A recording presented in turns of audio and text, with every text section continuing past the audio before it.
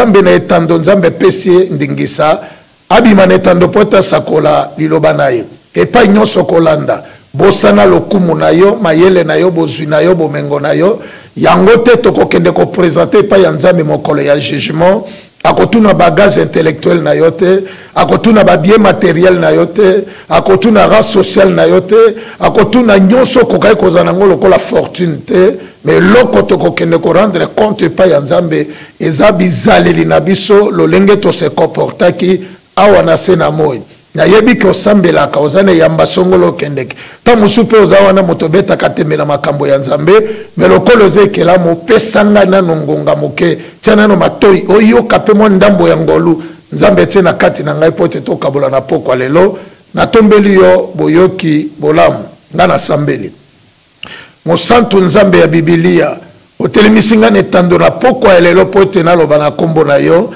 ngai na limwa nzambe yondo monana yondo pesa kibiso ndingisa ya etinda oyo olobaki aller partout dans le monde prêcher la bonne nouvelle celui qui croira et qui sera baptisé sera sauvé tina na telemi na poko ya lelo to na tongo ya lelo netando ezali pote na te ya sango malamu ya bokonja likolo yango nde estrima ya solo oyo ezongisaka moto na bavaleur mpe ebongisaka moto po ete akoma sembo liboso na yo Bible lobi c'est poussé par ton esprit que les hommes ont parlé de ta part tika molimo elataki baprofeta mpe batoma elata mpe ngai afe kona kolobe uta na makanisa bo moto na ngai te me ezala o molimo mosantu atindi soki yo molimo mosantu okosakola mitema merci bana nzambe balandi ya Canal Congo Télévision na bisika biso bino bozwami to tombeli bino boyoki bolamo pe to pesi bino mbote na kombo ya mokonzi na biso Yesu Kristo kolandisama na etinda ya mokonzi Yesu oya pesa ki biso ndingisa to kende na mokili mobimba ko palanganisa sango malamu lotomo wana nde tozana yango etinda tozana yango komona biso netando na pokwa lelo ezali wana pote to ya kokabola na bana nzambe sango malamu ya bokonzi ya likolo etinda ya mokonzi Yesu émission na biso le royaume de Dieu d'abord yango wana netando etiamelio ndenge mokonzi kola lobaki to milengelaka to yebaka ke mokolo ezali kelele kobeta na mapata pe basantu bakonetwa pote bamata esika moko na mokonzi alobaki ndenge esalemaki na ntango na Noa ekozala pe bongo na bozongi ya mwana ya moto bato babandaki kolia komela kobala kobalisa pe kotonga metango mbela ebandaki koyebisa bango no azoyebisa ke bobonga mapela ekoya bato nyonso bazalaki distrait metango mokolo yango ekokaki ekomaki trop tard lere bazobeta na fenêtre ya masuwa no alobaki moto akangi ekuke eza nzambe ye moko pempela ebomaki bato nyonso ya solo bien aimé eloko ya sika na se na moi ezali te oyo ezalaka ezali mpe ekotikala kozala etinda nowe ezalaki na yango pe biso toza nango lelo yango moni nganga nzambe na etando nzambe pesie ndingisa abima na etando pota sakola liloba na ye epai nyonso kolanda bosana lokumu na yo mayele na yo bozwi na yo bomengo na yo yango te tokokende ko présenter epai ya nzambe mokolo ya jugement akotuna bagage intellectuel na yo te akotuna babie matériel na yo te akotuna race sociale na yo te akotuna nyonso kokai kozana ngo lokola fortune te mais loko tokokende ko rendre compte epai ya nzambe eza bizaleli na biso lolenge to se comportaki awa na se na moi na yebi ke osambelaka ozane yamba songolo kendeke ta musupe ozawana motobeta katembela makambo ya nzambe me lokolo zekela mopesanga nano ngonga moke tiana no matoi oyoka pe mo ndambo ya ngolu nzambe tie na kati na ngai pote tokabola na pokwa lelo natombeli yo boyoki bolamu nga na sambeli mosantu nzambe ya Biblia otelemisi nga netando na pokwa ya lelo pote naloba na kombo na yo ngai na limwa nzambe yondo monana yondo pesa kibiso ndingisa ya etinda oyo olobaki aller partout dans le monde prêcher la bonne nouvelle celui qui croira et qui sera baptisé sera sauvé tina na telemi na poko ya lelo to na tongo ya lelo netando ezali pote na te ya sango malamu ya bokonja likolo yango nde estrima ya solo oyo ezongisaka moto na bavaleur mpe ebongisaka moto po ete akoma sembo liboso na yo Bible lobi c'est poussé par ton esprit que les hommes ont parlé de ta part tika molimo elataki baprofeta mpe bantoma elata mpe ngai afe kona koloba euta na makanisa bomoto na ngai te me ezala o molimo mosantu atindi soki yo molimo mosantu okosakola mitema ya bato ekozala touche soki yo molimo mosantu okosakola mitema ya bato ekozala repare soki molimo mosantu yo koteya bato ebele bakozala réconcilier na nzambe parce que message na yo Christ eza message ya réconciliation tikalole munangeza la simple instrument ya communication et communiquer vie pe bénédiction pona bana na yo na kombo na Yesu Christ baso tolobi amen amen amen. Parlez-moi Seigneur Jésus-Christ. Merci. Kolonzambe a pambola biso na bisika biso biso tozwami na tombeli bino penza boyoki bolamu. To koma na momeseno chaque jeudi kobanda 22h tito koma 22h45 to la daka émission na biso le royaume de Dieu d'abord oyo émission ezalaka animé na apôtre Stéphane Djoko Sandalaka Motondeli le coq révélateur bongo lelo na lotomo yango tokomeka kosakola teme ya sika nzambe pesi biso tosakola lelo tokomeka ko développer que le fait le consume tikete moto etumba bango na lobiteme na biso lelo tokoyekola que le fait le consume tikete moto etumba bango ma loba tozoyekola na pokwa lelo eza na grande importance parce que biyamba na biso bekleze na biso mangomba na biso mingi kote tozokende kosambela ezala losambo moko ekomi na vogue na mboka na biso o basali ya nzambe bapasteur baprofeta bazomema bato penda na dimension kotombola maboko likolo tinda moto ekende tumba banguna na yo tinda moto ekende kosala makambo songolo tinda moto ekende kobebisa yango nzambe pe alati biso na pokwa lelo tomeka kolendisa epai ya bana ya nzambe lotomo oyo nzambe tindi biso eske ezali koyebisa bana ya nzambe tokopuse bango batombola maboko likolo batindela bato moto oui bato ebele bakoloba mais tokokamwa soki nganga nzambe akoboya ke bato basambela losambo ya moto ekitela bato meme na tango ya kala na tango ya Moïse nzambe pe kitisaki matanga ya moto po na ngambo ya baegyptien soki pe toye na tango ya profeta Élisée asengaki pe moto ekita po te tumba tokomi pe na tango ya profeta Eli ye pe sambelaki moto po te kita etumba ngombe batiaki na kati ne tumbelo yango wana pe lelo kolandisama ndenge bato batangi na makomi tozokende kokota na losambo ya moto na katikati ya biyamba bandeko avana kota na liteya oyo na sengi ozwa conscience ya bomoto ndenge nasambelaki molimo mosantu acirconcire matoi na yo oyoka eloko nazoloba eza na grande importance. Émission passée na teyaki l'amour du prochain bongo lelo nazoteya que le fait le consume. Est-ce que moto ya lingi mozalani na ye akoyi kotindela ye moto po ete etumba ye me bato bazosenga moto etumba banguna na bango bayekoli yango wapi eza biklesia oyo bazofréquente eza biyamba oyo tozokende eza mangomba tozokende kosambela nde tozoyoka siko basali ya nzambe baza kooriente biso na losambo ya kotindela bayini na biso moto liteya wana tozwi yango na mokanda ya Luc na chapitre na biso 9 tokozwa verset na biso eza verset 51 tokoma ti na verset na biso 54 tokoyoka eloko ya motuya oyo ekomami na oyo esika. Évangile selon Luc, nous allons prendre le chapitre 9 et nous allons lire le verset 51 jusqu'au verset 54. La Bible dit ceci, Luc chapitre 9, verset 51 jusqu'au verset 54. Lorsque le temps où il devrait être enlevé du monde approcha, Jésus prit la résolution de se rendre à Jérusalem. Secondé, il envoya devant lui des messagers qui se mirent en route et entrèrent dans un bourg de Samaritains pour lui préparer un logement. Verset 53. Mais on ne le reçut pas parce que il se dirigeait sur Jérusalem. 54.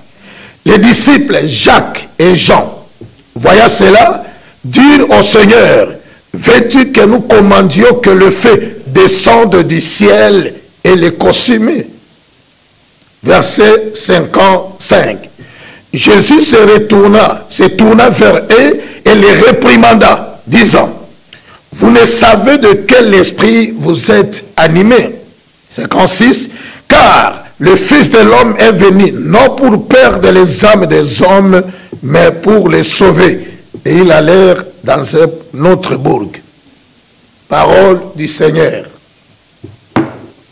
Bible lobi tango ngonga epusani akipote koka kotika mokili oyo mokonzi Yesu atindaki bayekoli na ye mibale baleka na Jérusalem mais na nzela yango ifale baleka na Samarie balukela ye logement tango azoleka pote koka kotia mutu mais balobi bapotre mibale Jacques na Jean tango bakei na mboka ya basamarité baboyaki kopesa bango place pour que Jésus soit à logement, to ya ko se loger pour na ngonga moke ya koleka na Jérusalem. Alors sali que Yesu na baye koliwana baleki lisuka na nzela wana na mboka oyo baboya ki kopesa ye logement. Malobezo utasiko pa ya Yesu te mais baye kolio ya tinda ki bakende sikoyo kolukela ye sika ya kotia mutu balobi apôtre Jacques na Jean. Tango bakomi na place yango de balobi na molakisi na bango balobi motei. Est-ce que okoyi ko permettre biso to senga moto ko uta na likolo peut-être kende ko tumba bango? Raison oyo bango bazo senga moto e uta na likolo peut-être tumba bato ya Samarie parce que baboya ki ko pesa bango esika pote ba préparer Jésus place ya ko se loger. Donc ba Samarité pona bango ba bimi lokola ba ennemi baoyo baboyi ko sepelisa bango baoyo baboyi ko kokisa sikoyo posa ya mitema na bango mais pona ko se venger contre ba Samaritains il fallait ba senga autorisation pa ya maître ayebisa bango soki bakoki ko senga moto ekita na likolo pote ekoka kotumba bango. Mais j'ai aimé l'agissement du Seigneur. Bato bazo défendre ye bato bazo luka bien-être na ye mais ya sali le contraire. Bible lobi tango bayebise maître okoyi ko autoriser biso to senga moto ko uta na likolo ekita pote tumba bango. Bible lobi tango baluki atali bango a réprimander bango a pameli bango ayebisi bango na yebite esprit ni nezali ko animer bino boyeba ke mwana ya moto ayena mokili awa pota bungi sata molimo moko te mais ayende kobikisa melimo. Jésus alingai koloba nini ata baza basumuki ata baboyi kopesa nga logement mais nga na ye kaka pona bato mabe na ye kaka pona bapimi na ye pona bandoki na ye pona bato azuwa na ye pona bato likunya na ye pona bato lolendo pote na liluka kote ya bango babongola mitema pe bazonge pa ya nzambe bongo soki na kotindela bango moto alors rôle ya kimobikisi na ngai na kati na moni yango te nde eloko akendeki koreprimande sikoyo badisciple na ye bandeko. Losambo ya moto na ecclesia na biso ya Congo ekomi na niveau ya kosakana te. Bato bazokende na mangomba na kati ya losambo na biso to na déroulement ya culte na biso ezala betape ebele bato bazosala kokumba culte na biso bakoyi ko bandela losambo to adorer nzambe to kende ko élever seigneur na epona grandeur na ye nyoso to wana to bandi ko sambela etena mibale bakokita to kende ko senga pardon to reconnaître que liboso na nzambe toza ba sainteté tout le monde a s'incliner to yeba ke toza ba sumuki mais yakika pona ba sumuki nyoso wana to sambeli to petango tozo sambela pona masumu na biso ezara royo ka bato bazo ganga bato bazoloba na voix basse alingi te bato bayoka masumu na ye azomela maloba parce que alingi te bato bayoka mbeba ya salaka. Tosengi bolimbisi ya masumu tosengi bakila na Yesu tosengi molimo mosantu tosengi siko bokonzi na nzambe mais bien aimé ekomaka na ntango mosusu mateya bateyi biso balobi bosiko tozosambela okoyoka sikoyo mosakoli atelemisi lingomba mobimba tokomi siko na losambo ya kotindela banguna na biso moto oya kangaka vina yo, oya lingaka yo balate, oya lingako voyager te, oya lingako zo promotion na mosala te, ezala papa, ezala mama, ezala nani, ezui, botele malikolo, totombola maboko likolo, to banda kotindi la bango, allez, fais, moto oyo biso tozo senga, ekende pai na bango, tozo tinde la bango moto ya kobikisa bango te, tozo sambela soki moto alokaka vina nga akufa, soki moto atiela kanga barrière akufa, soki moto apekisa nga na avancer akufa.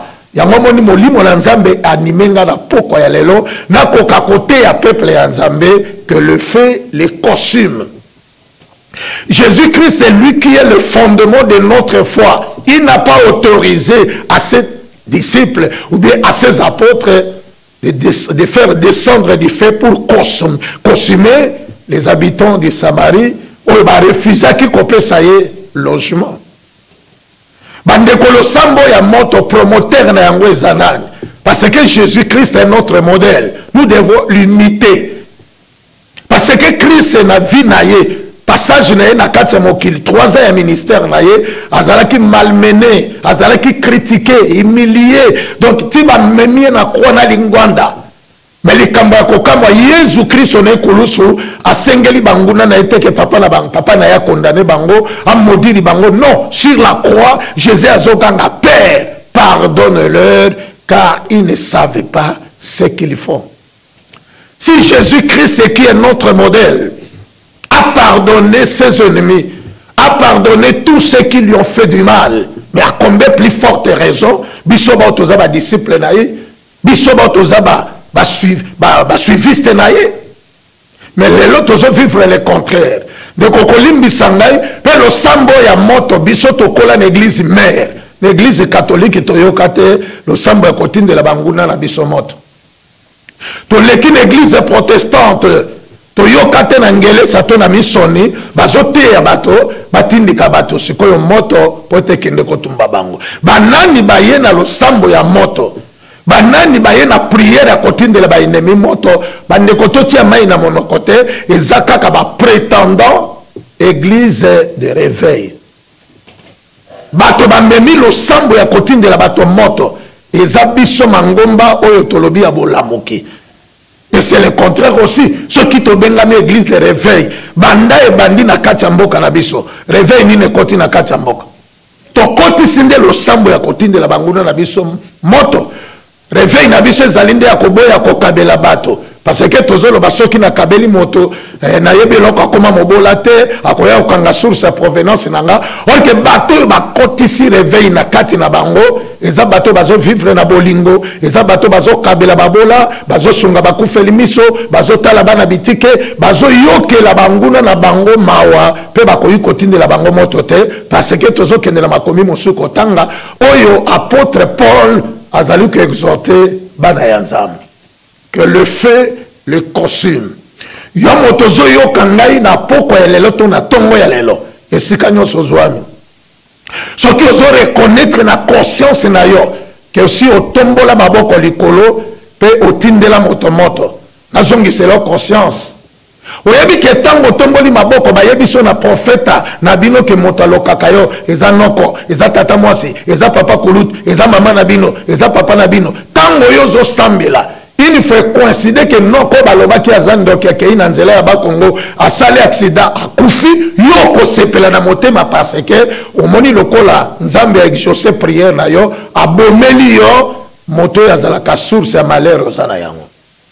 Si tu t'es vengé de ceux qui des autres tombola ki maboko likolo osambela ki pona moto moko sengela ki moto bien aimé molimo na nzambe moto ezotinda ngana yebiso na poko lelo il faut confesser kaka na poko lelo il faut tubela il faut renoncer olo bana nzambe limbisanga eloko wana batindaki nga na sala eze eloko na sengeli kosala te parce que yo moko maître na biso oyo za modèle na biso banguna na yo bato babamba yo basete bato batobola yo mipanzi bato balongolo bilamba ti bamatisone kulusu na linganda oloba jamais osenga tata alakila bango mabe mais tu les as pardonnés.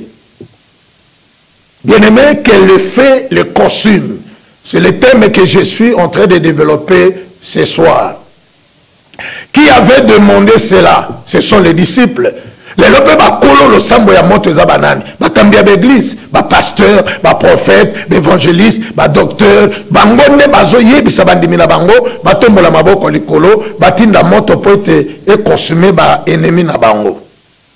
Pourquoi il lui demande le fait pour consommer?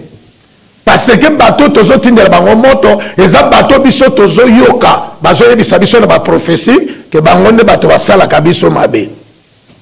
Donc biso moko to se venger au lieu de tika la kolo vengeance les versets nazo kende nango sikoyo. Et na misato na tuni quel a été l'agissement du Seigneur. Le Seigneur n'a pas autorisé, il n'a pas aimé oyo basenga ke pa inaye pe asala ki yango te. Na lingi nazwa apôtre Paul akolobela biso na livre alobi na épître de Paul aux Romains. Romains chapitre 12 et nous allons prendre le verset 17 Tokitatina verset nabiso 21. Alobi boy, ne rendez à personne le mal pour le mal. Je dis bien, épître de Paul aux Romains chapitre 12, je suis en train de lire le verset 17 jusqu'au verset 23. Ne rendez à personne le mal pour le mal. Recherchez ce qui est bien devant tous les hommes. S'il est possible, autant que cela dépend de vous, soyez en paix avec tous les hommes. 19. Ne vous vengez point vous-même, bien-aimés, mais laissez agir la colère, car il est écrit, à moi la vengeance, à moi la rétribution, dit le Seigneur. Verset 20. Mais si ton ennemi a faim, donne-lui à manger. S'il a soif, donne-lui à boire, car en agissant ainsi, ce sont les charbons ardents que tu amasseras sur sa tête.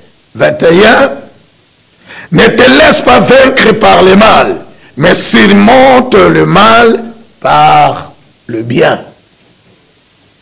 Je suis en train de prêcher que le fait les consume. Mingi mingi moto totindi la kabanane, kasi banguna na bisot, ba ennemi na bisot, bato batei biso ke basala kabiso mabe. Moi c'est à côté nanda kwa libala, bazo biso ça fait 7 ans obota kate, tata moi si na bino moto akanga yo libota. Tango bako bando sambela siko moto ekita, ya ko sambela moto siko ekite la tata moi si naye. Pona ye tata moi si ne moto aza ennemi, moto aza péché fécondité na libumu na ye. Au chômage na yo, e uti na papa kulutu na bino, tango azo sambela moto ekita et pas ya papa kulutu akufa parce que aza promoteur ya blocage na vie na ye. Le sambo yo to komisi peuple ya nzambe basambela ngo, eza le sambo eza conforme na ba instruction ya Jésus Christ te. Le sambo ya moto yo biso to komisi na vogue na kati ya l'Église na biso, eza le sambo ya Jésus Christ eza ko autoriser yango te tozongisela bato. Soki ondimite na zongeli. Na lobi épître de Paul aux Romains chapitre 12 et nous allons prendre le verset 17 jusqu'au verset 21. Ne rendez à personne le mal pour le mal. Recherchez ce qui est bien devant tous les hommes. Verset 18. S'il est possible, autant que cela dépend de vous, soyez en paix avec tous les hommes. 19. Ne vous vengez point vous-même, bien-aimés, mais laissez agir la colère, car il est écrit, à moi la vengeance, à moi la rétribution, dit le Seigneur. Verset 20. Mais si ton ennemi a faim, donne-lui à manger. S'il a soif, donne-lui à boire, car en agissant ainsi, ce sont des charbons ardents que tu amasseras sur sa tête. Verset 21. Ne te laisse pas vaincre par le mal, mais surmonte le mal par le bien. Awa apôtre Paul alobi, tozongisa mabena mabete. Soki ya solo ngai na sambelaka. Pena yebi ke noko na ngai nde alokakanga. Bien aimé na sungi ope na poko lelo to na tongo lelo, ça dépend ya ngonga nino zolanda ngai pa yozwami. Na vie, kende ko sambela oye ba Yesu, pe o reconnaître ma be oyo salaka na vie, obongo la motema suka wana. Ne cherchez pas à connaître les ennemis de ta vie. Bien aimé, okobebi sa motema na yo. Il faut yebi bato basalaka yo mabe. Okokoma chaque façon comme on y bango lati colère ezangisi okimia. Tu n'as pas besoin de connaître tes ennemis. Tu as besoin de connaître Jésus-Christ. Tu as besoin d'être rempli du Saint-Esprit. Tu as besoin de marcher conforme à la parole de Dieu. Que ce soit les ennemis, que ce soit les sorciers, que ce soit tous ceux qui viendront te combattre. Du fait que toi tu fais la volonté de Dieu, Dieu combattra de ton côté. Bien aimé, ozala besoin ya koyeba bato babloka kavina yote na sungi yope. Mingi tozo kende koluka babuke misère na vie. So ki vina ngezo tambola te eza noko. So imakambola ngezo simba te eza papa kulutu. So ki nazo bala te eza tata mwasi. So ki nazo zwa mosala te eza mosu mama na biso to papa na biso. To koma na ba tendance, to koma na babuke misère. Or que nazo te ya yo na poko lelo. Bien aimé, so ki yo moko tambola ka bien. Otambola kasela volonté na nzambe. Papa na bino azala ndoki, mama na bino azala ndoki, lopango bovandi bandoki baza, na mosalo sela ka bandoki baza. Du fait que toi tu fais la volonté de Dieu, nzambe lobi oya simbi na loboko na ye, mobateli akoki mobotoli akoyi ko botola yete. Parce que moto ya sala ka volonté na nzambe akomaka inlocable. Bako lokayo me ba okokayote. Bako piéger yo me ko simbate. Bako sala complot mais bako réussir te. Nzambe zoloba, ils te feront la guerre. Il a autorisé basala yo guerre. Mais na souka verset à l'obi, mais ils ne te vaincront pas. Ils te feront la guerre. Dieu autorise. Bien aimé, pour yeba pe kozana nzambe na vie na yo, il faut quand même ba épreuve na ba combattre ezala. Moi na classe bon di makaza mayele, il faut ba examiner ba interrogation ezala ba équilibre de mémoire. Il faut ezala pour ba équilibrer mémoire na ye avant le kana classe supérieure. Pour yo pon di ma foi na yo ko tambola kana nzambe longo, il faut ba combat, il faut ba épreuve, il faut ba ni kakatano comme la yo na nyoso wana lokola yo banga kanzambe. Nous sommes plus que vainqueurs à celui qui nous a appelés. Bien-aimé ba bungi saki bandimi nzela. Bakomisaki bandimi bandokyo bazoloka na moi.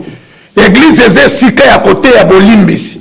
Eze église esika ezali ya yebisa bato totombola maboko likolo to limbisa bato nyonso basala kabiso mabe. Ezala kanga libala na yo, ezala kanga libota na yo, ezala kanga mosala na yo, ezala salelo kosongolo, allez botombola maboko likolo to kene kosenga nzambe limbisi. Voilà ce que l'église devrait enseigner au peuple de Dieu. Le pardon, la compassion, la miséricorde. Mais notre église aujourd'hui ne prêche pas le pardon, mais l'église prêche la vengeance.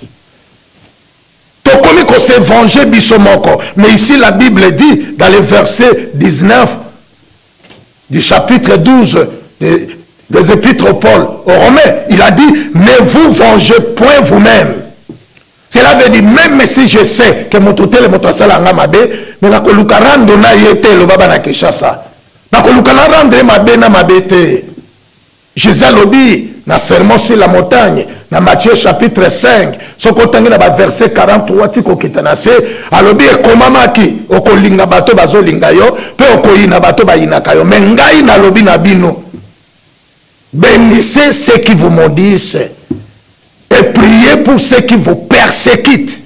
Donc, Jésus ne nous a pas enseigné de nous venger, mais de pardonner, de prier même pour ceux qui nous font du mal.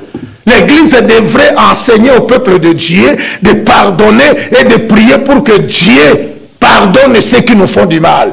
Mais l'église est se venger. Mais ici Paul dit, ne vous vengez pas vous-même, bien-aimés, mais laissez agir la colère. La colère de qui? La colère de Dieu.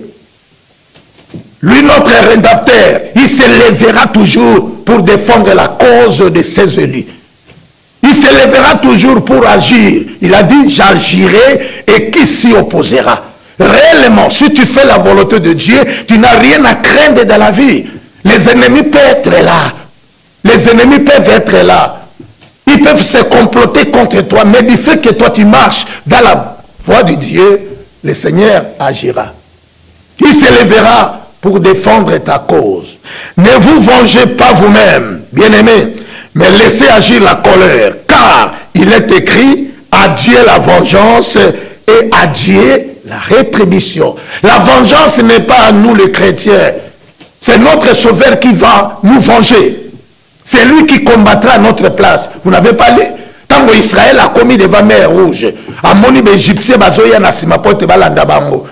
Bakomaki na suka, bayebisi Moïse tellement makambolukeli biso. Armée égyptienne yango nezoya na bachar liboso mer rouge bapake bona masu ezatete okati ndenge nini. Nzambe yebisi Moïse, yebisa ba Israélites bazala calme. Le combat ne leur appartient pas, mais c'est l'Éternel qui combattra à leur place. Adieu la vengeance, adieu la rétribution. Mais pour nous les enfants de Dieu, notre rôle est de pardonner ceux qui nous font du mal. Bien aimé, est-ce que l'église au Kenya ressemble à la bataille à Kayo pardon ou bien bataille à Kayo vengeance? L'église est comme le col allié à Kolokabato na moi. Or que l'église est singlaise à l'essiko tozo que nous singles à bato bolimbis. Dans l'ingomba il y a 12 000 membres. À l'édition nous tomboli maboko likolo. Que ceux qui yoki le sambo ya continue de la bato moto. Yangwe le kaka le sambo nyonso na lo kito na l'église na biso. Faya, faya, faya. Bakoufe, basalata batsida couré du matin nanda kola bangwe bo mabango. Mais bien aimé, Dieu ne nous a pas donné cette langue pour maudire les gens. Il nous a donné cette langue uniquement pour bénir et non pour maudire. Nazote ya na poko ya lelo tikete moto ekita banani bazo senga moto eza bato bazo sambela.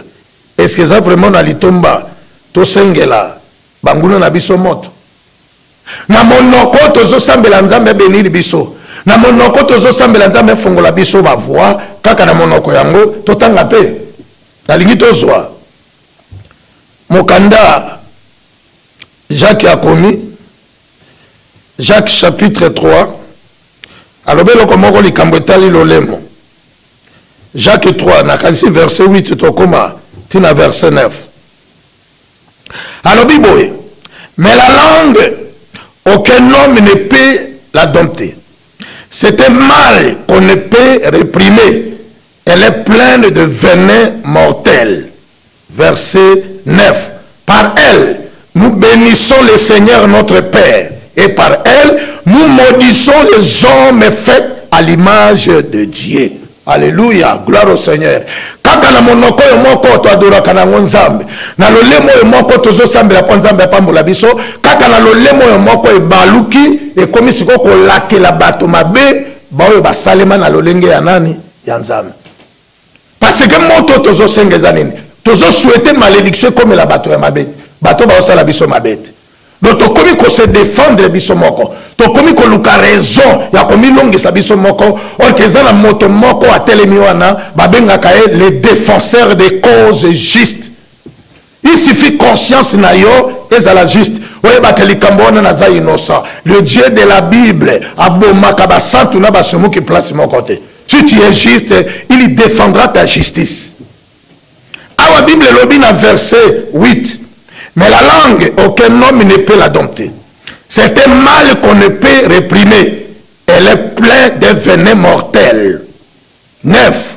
Par elle, par même langue, nous bénissons le Seigneur, notre Père, et par la même langue, nous maudissons pardon, les hommes faits à l'image de Dieu. Na lolemo yo moko to sambeli nzambe to adore pe to komisie kaka na lolemo yo moko fe nzambe bomaye moto alokaka ngai oya kangali bana nanga oya kanga voyage nanga ya poto oya lingaka na zwa promotion te akufa moto komela ye asala accident et sande bimela tana ndako bakotela tana basase babomaye bien aimé bato nyoso sambela kamabe komela bango il faut yoki ke babe komeli bango tu te réjouisses du fond de ton cœur. Or que Bible lobi o sepela na liwa ya moyini na yote. Le sambo tozo ke ne ko sambela mate ya bazote ya biso. Est-ce que zo balana na ba vérité o Jésus-Christ ya ki kote ya. Na lingi tozwa eloko na uto ekoloba ta musoko prena kite. Christ alobi na évangile ya Matthieu. Chapitre na biso tokotanga eza 5 na lingi tozwa verset 43 to komiti na verset na biso 45. Évangile selon Matthieu chapitre 5. Nous allons lire le verset 43 jusqu'au verset 45. Vous avez appris qu'il a été dit, tu aimeras ton prochain et et tu haïras ton ennemi. Verset 44. Mais moi, je vous dis, aimez vos ennemis, bénissez ceux qui vous maudissent, faites du bien à ceux qui vous haïssent et priez pour ceux qui vous maltraitent et qui vous persécutent. Celui qui parle ici, c'est le fondement de notre foi. C'est lui, le maître de notre foi. Yesu motazo la kisabato na ngomba, le serment sur la montagne. Selon l'évangile, selon Matthieu chapitre 5, je suis en train de lire le verset 43 jusqu'au verset 45. Vous avez appris qu'il a été dit, tu aimeras ton prochain et tu haïras ton ennemi. Mais moi, votre maître, mais moi qui suis le chemin, la vérité et la vie, mais moi je vous dis, aimez vos ennemis, bénissez ceux qui vous maudissent, faites du bien à ceux qui vous haïssent et priez pour ceux qui vous maltraitent et qui vous persécutent. Awande église ezote yango lisusote. Nous devons bénir ceux qui nous maudissent. Ça c'est la Bible. Ce que je suis en train de lire, c'est Jésus qui nous recommande cela. Nous ne devons pas maudire ceux qui nous maudissent. Nous ne devons pas maudire nos ennemis. Mais nous devons les bénir. Bénissez ceux qui vous maudissent. Bango soki bazo lokangai, mengai na pambola bango. Bango soki bazo luka basala nga mabe, mengai na pambola bango. Ko nzambe oya simbi balance ya kopeze misala ya moto. Tango akopeze misala na nga moni ke nga naza juste koleka bango, ako permettre bango balonga nga jamais. Église eto tika kolakisa bato mateya ya kindoki. Mon Christ a kolakela moto mabete. Mon Christ a souhaité moto malere comme il a été. Mais mon Christ a koyokela nde moto mabe mawa. Mon Christ a sambela nde moto mabe abongwana na ye, car la volonté de Dieu est que tout le monde soit sauvé et parvienne à la connaissance de la vérité. Biso bato tozo modiri bato. Biso bato tozo souhaité malere comme la bato. Biso bato to tindela bato moto. Biso bato to souhaité bato la sala kizida bakufa mabe comme la bango. Bible lobi na biso bongo te. Alors mais moi je vous dis, aimez vos ennemis. Donc toi qui pries, tu dois aimer tes ennemis. Toi qui es chrétien, tu dois aimer tes ennemis. Ça c'est Jésus qui nous recommande. Nous devons aimer nos ennemis. Ceux qui souhaitent notre malheur, nous devons les aimer. Bazaba ennemi na biso me Bible lobby, nous devons aimer nos ennemis. Abakisi deuxième paragraphe. Bénissez ceux qui vous maudissent. Biso toko bénir bato balakela kabiso mabe. Ezala bato babete la kabiso mobondo. Ezala bato ba obete la biso makolo bazo saka. Ya bongate, azwa promotion na mosalate, abalate, abotate, ba démarche wane kendete, bazo maudire biso me Bible lobby. Nous de notre côté, nous devons le bénir. Bénissez ceux qui vous maudissent. Akitina troisième paragraphe. Faites du bien à ceux qui vous haïssent. Nous devons faire du bien à ceux qui nous haïssent. Donc tout ça la malamu na bato bazo inabiso. Yesu ba inaki ye mene kulu sosengi papa limbisa bango o bazali ko sala ba yebi yangote. Moto ya motema ya bolimbisi nda akoma kama okonji. Moto ya motema ya bolimbisi nzambe tombola kaye. Moto ya motema ya bolimbisi nda longa kabanguna na ye. Moto ya motema ya bolimbisi nde wana nzambe sepelaka na ye. Joseph azaki na motema ya bolimbisi. Bandeko Joseph na kati ya libota na bango bandoto alotaki. Abetelaki bango lisolo, mais bango déjà ba interprétaki bandoto na ndenge na bango. Balobi yondo kozala mokonzi na biso, bandoto ya Joseph ebotaki likunya na mitema bandeko na ye. Mokola landa bango tango bandeko leisa ba meme, atuni ndeko wana monelinga bandeko na ngate, ya bengi bango banani, bandeko na ye.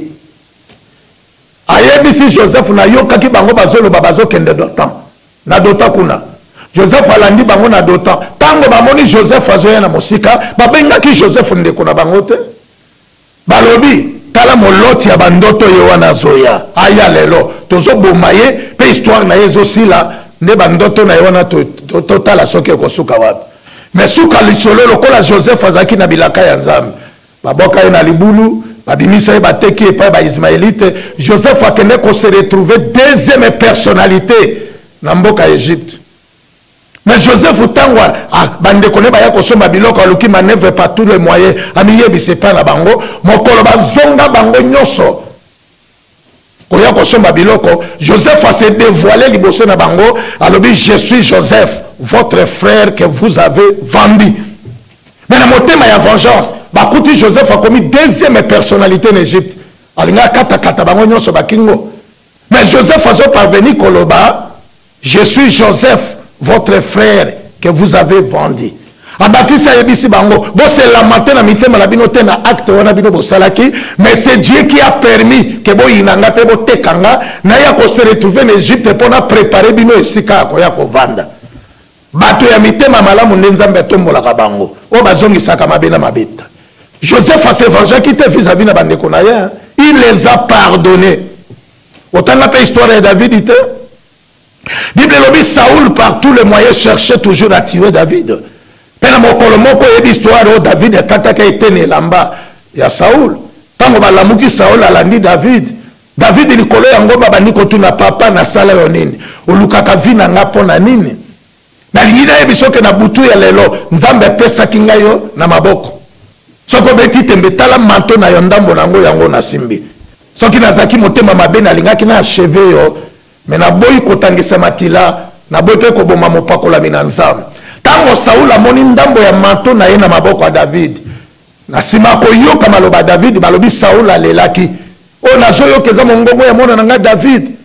Abandi koloba David, yo za motema malamu kolekanga, nani yango na vie akokutana na ennemi na ye, lokola yo kutanaki nanga, petika ennemi na ye kokende. Nasuka ye koyebisa David na moni ke motema na eza malamu kolekanga pe nazoloba bien ke kiti ya bokonjo nga na vandi ya Israël utakovanda ngo ekozala yo David.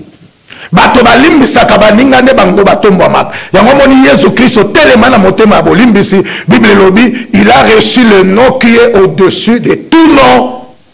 Bato ya mitema ya bolimbisi o ba se vengeaka te.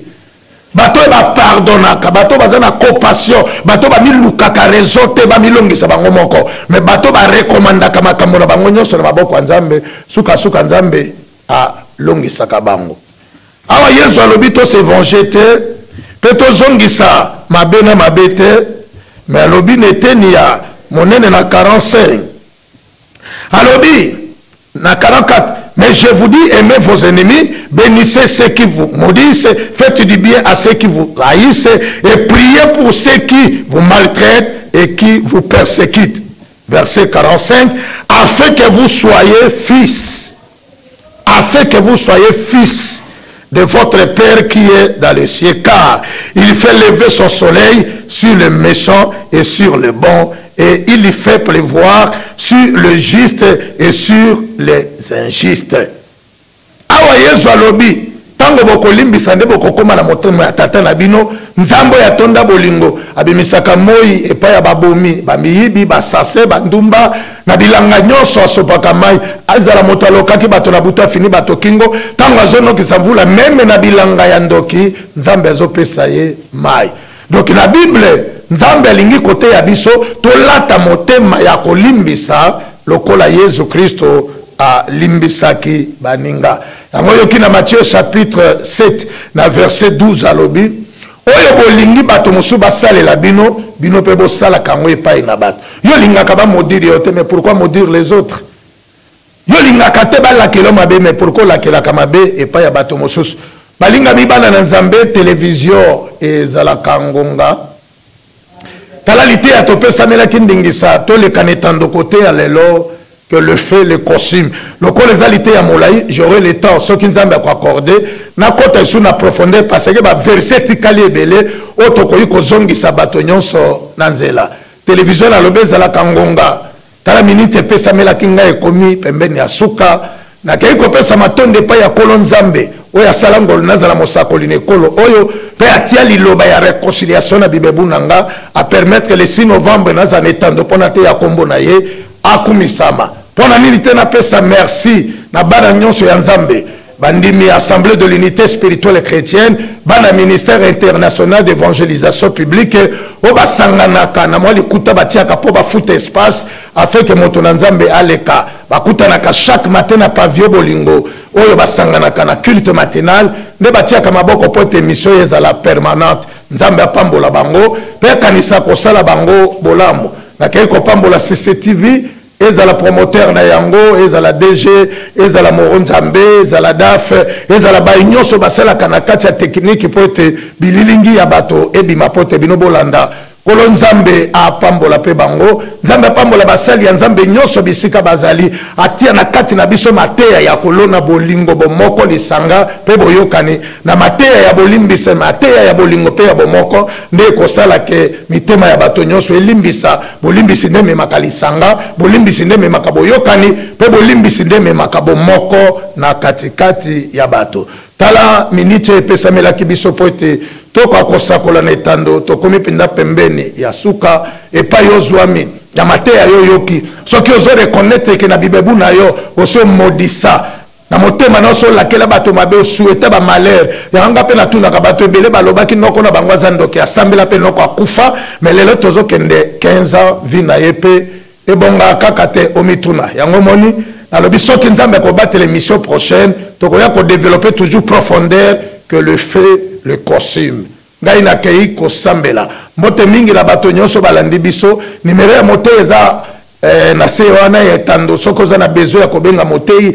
oza besoin ya motuna osepelaka na émission lingo tia maboko okoki koleka meme na canal Congo télévision na direction commerciale olobi nasepelaka mingi na motei wana nalingi nabakisela ye espace mosusu afeke ateyaka po ete mateya wana ezozongisa bato na bondeko epai ya nzambe ngai nasambeli yawe nzambe ya bible na pesio merci esepelisaki on etando ngai na telema pe nasakola na mokolo ya lelo que le fait le consume bibebo ezalaki ya ngai me moto atiaki maloba na kati eza yo tika mitema nyonso eyoki mateya oyo père ezonga koyoka mawa na maloba nyonso ya mabe bima na minoko na biso tolakela baninga na biso mabe limbisa biso kolo soki minoko na biso emodisaki soki tosevangeaki biso moko me tolata motema oyo ozalaki na yango motema ya kolimbisa ya kopardone na nzela ya motema wana nde ozwa bokonzi koleka bakonzi nyonso ya se mpe kombo na ye etiami likolo ya bakombo nyonso merci mon santo pambola bato nyonso batiaka maboko pona émission oyo pambola baoyo batiaka pe technique na bango na bamoyen audiovisuel po te biso tomona na pe mateya oyo eyokana epai na bango pambola ekolo kongo mboka tobotama yo nde olingaki kongo ezala territoire tokobotama tala bomengo tiela biso na mabele eboti likunya bavoisin mosusu bakoti po te basakapare na eteni ya mboka na biso lokolo ozalaka défenseur des causes justes kota na bitumba ya kongo Zambetika forces armées congolaises et repousser banguna babima hors ya territoire na biso mboka na biso zonga mobimba richesse mboka na biso ezala pona intérêt ba congolais plutôt bénéficier na yango ozala nzambe ya chef de l'état ozala nzambe ya gouvernement ozala nzambe ya sénat pe ya parlement ozala nzambe ya FARDC la police ozala nzambe ya renseignement ya service ya renseignement ya mboka na biso ozala nzambe ya administration publique tokanisi ba beli tokanisi ba prisonnier tokanisi bana bitike tokanisi ba minganga tokanisi balobi na mbisi babomina nyama pambola bakumbi na pepo na bingbunduka na mituka na masua bipai nyonso bato bazosala mobembo batela bango bakoma na destination so pa molimo mosatu na kati na baeklesia toteya liloba na nzambe ya bosolo oyo kolona bolingo boyokani pe bomoko katikati na bato finika mosali no na se ya mapapu na yo tango nyonso akoleka na etando makambo azosakola ezala makambo ya bosolo kozokisa bato na bondeko epai na yo na mikabi epai na yo na nyonso na sengi ya monene nalobi nzambe tikete bokonzi oyo ya yo eya na mokili oyo mokano na yo esalema na sambeli na kombo moko soki batangi kombo wana suka ya bakombo esili kombo eleki kombo ya baroi ya baprésident ya baprince eleki kombo ya bandoki ya bamagicien bainvateur ya bato ya science nyonso eza kombo na yesu kristo oyo aza kolo mpe mobikisi na biso baso tolobi amen amen amen tika kolo nzambe apambola bino bipai bozwami na kombo na yesu ciao. Soyez